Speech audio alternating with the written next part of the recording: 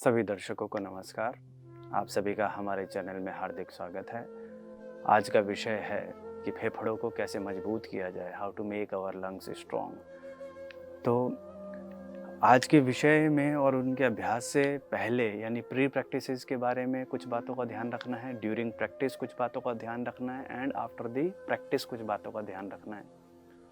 तो pre practice के तौर पे कि कहाँ पर करें, क्योंकि आजकल वेदर जो है बहुत स्मॉगी है, तो बाहर करना उतना लाभदायक नहीं होगा, नुकसान भले ही हो सकता है। तो घर पर ही कोशिश कीजिएगा कि अभ्यास करें। अभ्यास से पहले यदि संभव है तो देसी गाय के घी का दीपक जला लीजिएगा 1-2 घंटे पहले, ताकि उस एरिया में ऑक्सीजन का लेवल भी बढ़ जाए और वो एरिया जो है वो प्योरीफाई भी हो जाए। अगर देसी गाय का घी नहीं है तो आप कपूर भी जला सकते हैं 1-2 घंटे पहले अभ्यास से। तो ये तो हुआ कि कहाँ पर करें प्री प्रैक्टिस। ड्यूरिंग प्रैक्टिस जिनको भी हाई ब्लड प्रेशर रहता है, हार्ट से संबंधित कोई समस्या है, हार्ट सर्जरी हुई है, स्टंट डले हैं, अस्थमा की प्रॉब्लम है, रेगुलर स्मोकर्स हैं, वह कोई भी ब्रीदिंग प्रैक्टिस जो है उसको फोर्स के साथ मत कीजिएगा, बिना फोर्स के साथ कीजिएगा।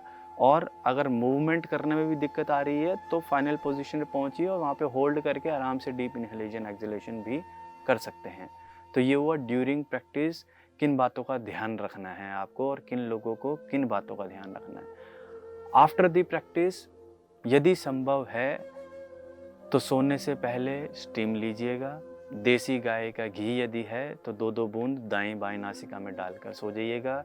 भोजन, रात्रि के भोजन के पश्चात जो है गुड़, बिना मसाले वाले गुड़ का थोड़ा सा आप उसका सेवन कर सकते हैं। जो गुड़ है वो एंटीऑक्सीडेंट भी होता है, एंटी डस्ट भी होता है।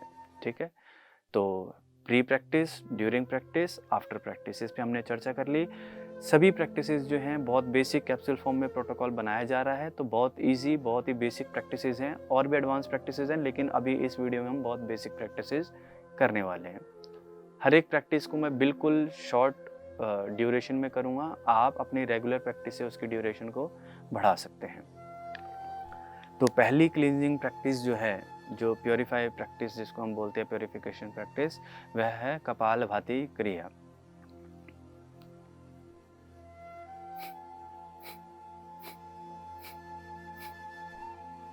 Active exhalation from the nostrils, passive inhalation from the nostrils.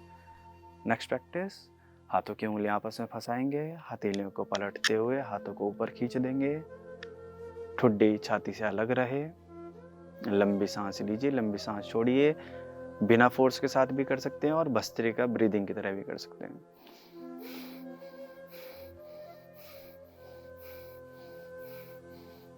Asthmatic patient, heart से संबंधित जो पेशेंट्स हैं, रेगुलर स्मोकर्स जो हैं, बिना फोर्स के साथ कीजिएगा। कम बैक, यहीं से उंगलियां बाहर की ओर,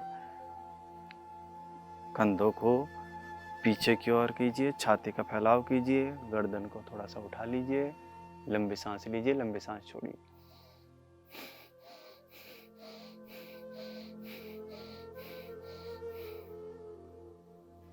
मैं फोर्स के साथ कर दिखा रहा हूँ। मैंने ऑलरेडी वीडियो में बता चुका हूँ कि आप फोर्स के साथ भी कर सकते हैं, बिना फोर्स के साथ भी कर सकते हैं। यदि आप स्वस्थ हैं तो आप फोर्स के साथ कीजिए, यदि कोई मेडिकल इशू है तो बिना फोर्स के साथ कीजिएगा। Now will do twisting. जितना आपकी छाती बाहर रहेगी उतना ही आपके फेफड़ों के लिए प्रैक्टिस लाभदायक रहेगी। चेस्ट को कोलैप्स नहीं करके रखना, ध्यान रखना, चेस्ट को बाहर रखना।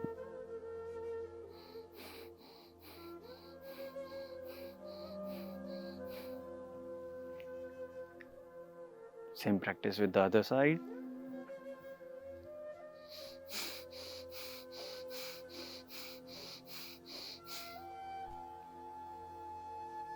रिलैक्स।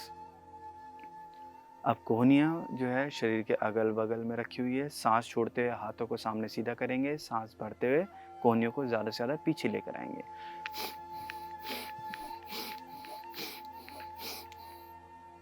और रिलैक्स। अब सांस भरते हुए हाथ ऊपर, सांस छोड़ते हुए हाथ नीचे।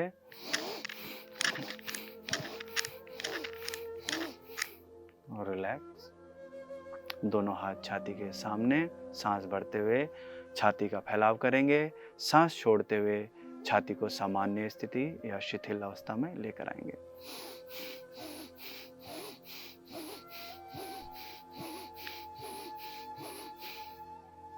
रिलैक्स।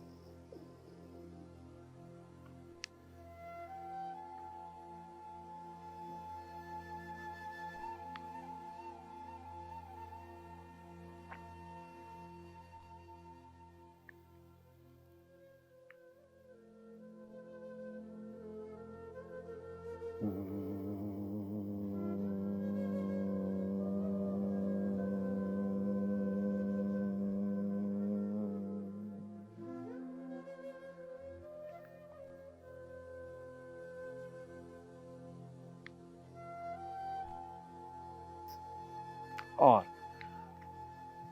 घर पर आकर सोफे के ऊपर बैठने की बजाय थोड़ा सा स्मार्टली अपने लाइफस्टाइल में चेंजेस कीजिए।